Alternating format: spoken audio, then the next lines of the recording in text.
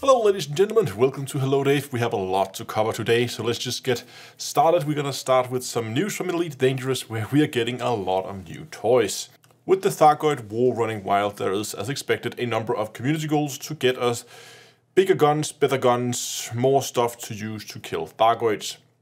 There's been a number of community goals running so far that's going to be upgrading the existing weapons, both the turreted aX multi-cannon, the non-turret, meaning the fixed one, the missiles, and it's also going to be added some new gimbaled aX multi-cannons. At the time of this recording, the missiles and the turreted aX multi-cannons community goal has already completed, and currently the fixed version of the aX multi-cannon community goal is running, and that is expected to finish within like a day or something like that.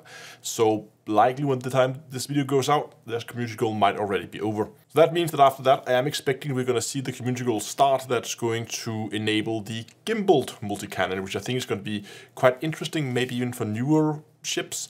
I haven't had the time yet to go and actually look at the stats for these, see if they're actually like worth it compared to something like the Gauss cannons.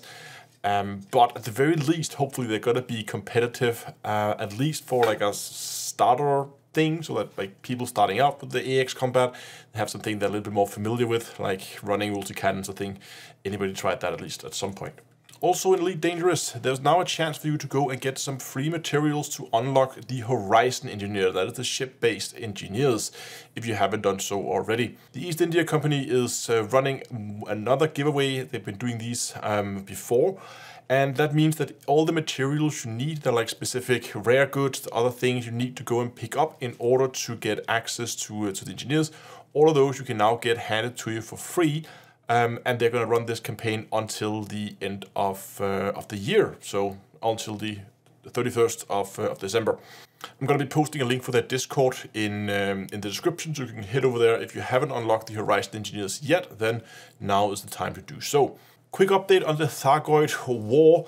Last week I made a video talking about the war mechanics, which turned out to work quite differently than a lot of people, where the progress is basically reset every week rather than running the full period that is listed in game. There was, as expected, quite a different feel about, well, people felt very differently about it. Some people think it was an okay system, that it worked fine, and some people really didn't like it. I think that what we can all agree on is that the UI, the way the UI was created, may not have been ideal. I mean, in my mind, every sane person who goes and look at a UI and what they see is they see a timer, and then they see a progress bar, and they see a list of tasks underneath that, would think and make the conclusion saying, okay, I need to complete tasks, that fills progress bar, and that needs to be filled before timer runs out. I think that's a fair assumption to make if you don't know what system you're looking into, which is why everybody made that assumption. Either I think Frontier should have probably made it a little bit clearer how the system was going to work to avoid this frustration here early on, or alternatively they should have made the UI more user-friendly. And that would have been a much better solution, because they could have done a forum post explaining it. But that doesn't help a guy who starts the game in like half a year, picks up and decides to go, oh, that looks interesting. Because he's not going to go and find like a 6-month-old forum post and go and read that. It's never going to happen. So that could have used a little bit more attention, I think, to the way that UI was created. There's also a lot of discussion going on regarding the balancing. And I've been thinking a lot about why it's been so difficult for Frontier to get this balance right. When I'm talking about balance, I mean the amount of effort required to safely defend a system. And I think the reason why it's so difficult for Frontier to balance this is because if they're adding a new ship, or they're adding a new weapon, or whatever, they can test it beforehand. Now they can test this beforehand, but what they can't test is how many players is going to play this. That's impossible for them to know beforehand. And of course, they're going to have to scale it to a point where it kind of feels doable for the amount of players that are actually playing. Because as it is right now, pretty much the entire community is focusing on one system, maybe two. But there's one system that seems to be the main focus for the entire community. And we can barely, it seems, manage to save that system within the 1 week period. Now, this is one system. Now, remember, each Thargoid maelstrom is going to be attacking multiple systems, and there's going to be 8 of these Thargoids or maelstroms showing up eventually. That means that not only are we going to be fighting on 8 separate fronts in 8 separate areas, but if the entire community can only barely save one system within a week, there's no way we're going to be able to defend against this attack. It is inevitable the way it's balanced right now that we are going to lose, because even if we focus hard on saving one system every single week, there's no way we're going to be able to push them back. I still have a feeling that the way we're going to be winning this is that we are eventually going to get access to the maelstrom at the center, and maybe we can somehow disable it temporarily, and that's going to give us some kind of bonus to maybe make it easier for us to go and kill the Thargoids. Or maybe get faster progression, or maybe that will prevent them from expanding into new systems for the next server tick. So that's basically like, okay, we need to go and disable all 8 Thargoids so they don't expand, and then we can go and focus on a system, win that system, and then next week repeat the same thing. I don't know, I'm guessing here, but yeah, definitely some balancing is needed here if we are gonna have a shadow of a chance to actually go and win this thing. But that's not the only thing that's been making the rounds this week. There's also been a ton of discussion about some problems with conflict zones around stations, as it seems these won't really progress as they were intended to. The way they're intended to work is when they, obviously you kill Thargoids, and as the progress bar gets to the end, the conflict zone should say, ta-da, you completed the conflict zone. Here are some space points towards the progress bar. Problem is it won't.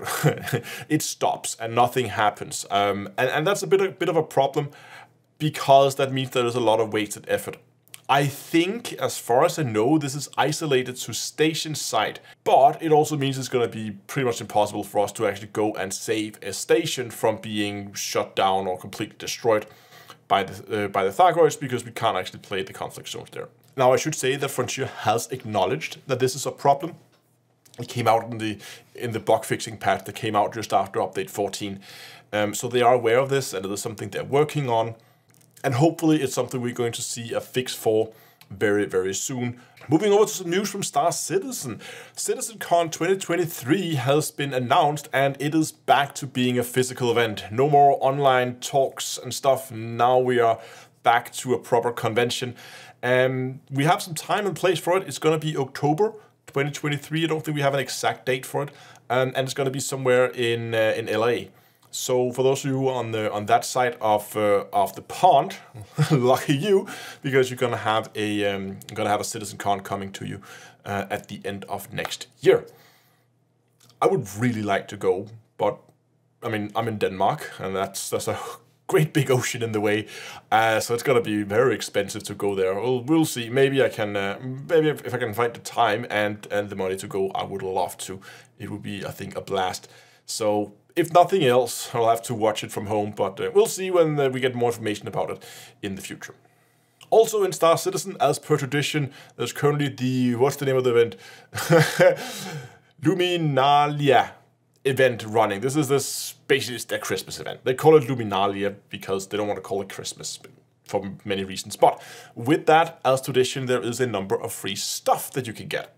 All you have to go is go into a site and log into it, and there's a code you need to type in. It's on the same page. You basically log in and then copy and paste the code down, and then you're part of this like advent calendar where every day you can go in and you can open a little thing and you get a thing. Sometimes it's like cosmetic things in game. I think like this day, the first day was like a sweater or something like that. So you get like a in-game sweater you can put on your character if you want to.